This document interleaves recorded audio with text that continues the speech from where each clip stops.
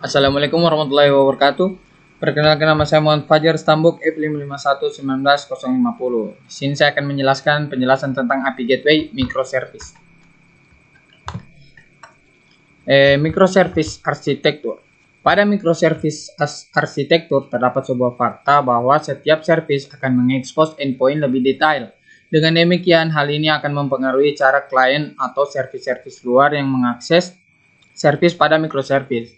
Terdapat beberapa cara dunia luar untuk mengakses service yang ada pada microservice. Salah satunya dengan pengaksesan langsung dari direct access pada service yang dipunya. Ada pula cara lain, yaitu dengan cara melalui suatu layanan suatu service sebagai pintu utama untuk mengakses service pada microservice. Service ini dinamakan sebagai API Gateway. Kemudian akses langsung pada microservice. Cara pertama yang sering banyak digunakan walaupun bukan pendekatan yang terbaik adalah dengan cara mengakses langsung pada setiap service. Biasanya setiap service memiliki suatu IP public yang dapat diakses dari jaringan internet. Terkadang juga dengan satu IP public tetapi dibedakan port untuk melayani setiap servicenya, seperti mobile app dan web app ini beda-beda microservice-nya yang terakses. Seperti itu, pelayanannya beda-beda. Ada microservice 1, microservice 2, dan microservice 3. Pada sistem aplikasi terdistribusi di mana tingkat availability sangat diperlukan, maka biasanya sebelum service tersebut di depannya dipasang terlebih dahulu load balancer yang bertugas membagi beban request.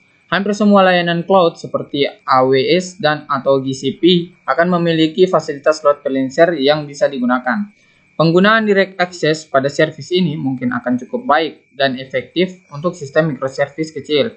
Akan tetapi untuk sistem microservice yang sudah sangat besar di mana banyak sekali service yang digunakan, maka penggunaan direct access ini tidak disarankan untuk digunakan kembali. Berikut adalah pertimbangan yang mesti diperhatikan ketika layanan service kita sudah sangat besar.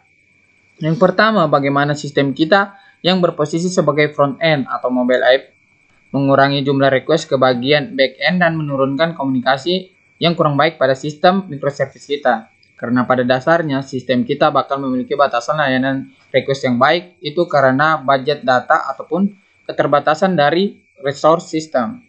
Yang kedua, bagaimana sistem kita akan menangani cross-cutting concern seperti security, authorization, dan transformasi data, dan dispacing untuk request yang dinamik.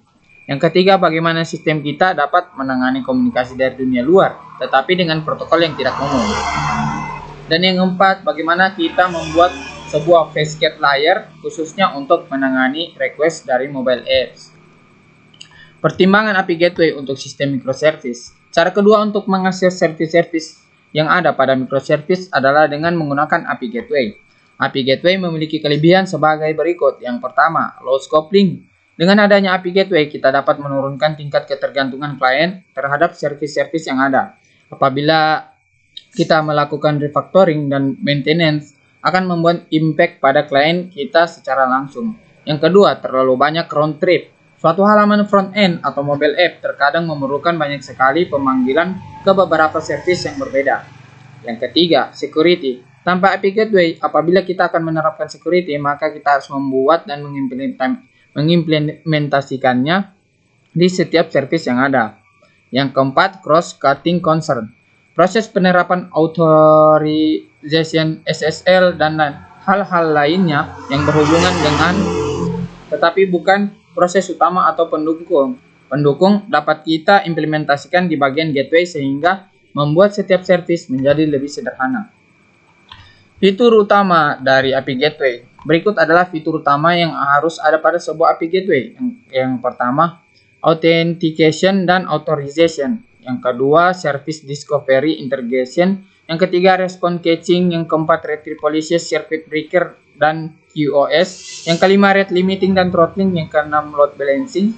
Yang ketujuh, logging, tracing, dan correlation. Yang ke-8, headers, query string, dan claims transformation.